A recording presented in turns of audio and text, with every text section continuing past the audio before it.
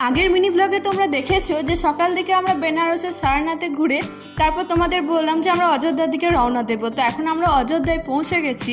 ফার্স্টে আমাদের প্ল্যান ছিল যে আজ রাতের মধ্যে রাম মন্দির দর্শন করে আমরা রাতেই বেরিয়ে যাব, কিন্তু এখন প্ল্যান চেঞ্জ হয়ে গেছে। আজ রাতেই আমরা রাম মন্দির দর্শন করব আর তারপর কাল সকালে কিছু সাইট সিন দেখে তারপর বাড়ির পথে রওনা দেবো আমরা। চলো দর্শন করে আসি রাম মন্দির।